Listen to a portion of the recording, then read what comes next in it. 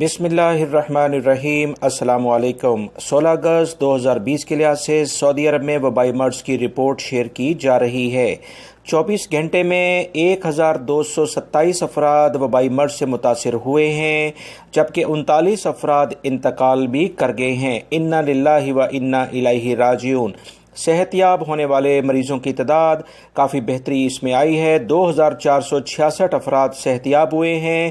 وزارت صحت کے ترجمان نے بتایا کہ 60,000 کے قریب پچھلے 24 گھنٹے میں مختلف لیبارٹریز جو کہ مملکت میں موجود ہیں وبائی مرض کے سلسلے میں ٹیسٹ کیے جا رہے ہیں تاکہ وبائی مرض کو سعودی عرب سے ختم کر دیا جائے۔ ریاض آج ٹاپ لسٹڈ ہے 62 کے کیسز کے ساتھ، جازان 57، جدہ بھی 57، مکہ المکرمہ 56، بیش 43 یعنی 43، مدینہ منورہ میں 36، الحرجہ میں 35، سبت اولا 35، ابو عریش بھی 35 ہے، الحفوف 34، یمبو 33، سامتا 29، دمام 26، نجران 24، حائل 23، بریدہ 22، سلیس کے علاقے میں 21، المومرز 20، طائف میں 20، نماز اور العدابی کے علاقے میں بھی 20 کیسز سامنے آئے ہیں۔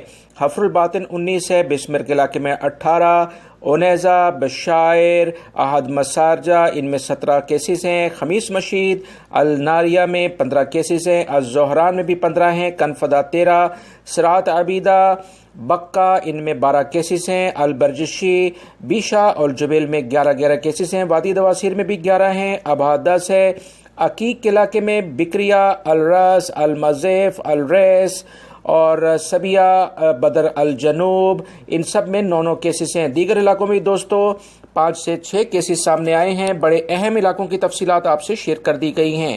تازہ ترین خبریں جاننے کے لیے میرے چینل کو دیکھتے رہیں، ویڈیو کو لائک کر کے شیئر آگے لازمی کر دیا کریں تاکہ دوسرے بھائی بھی یہ معلومات جان سکیں۔ السلام علیکم۔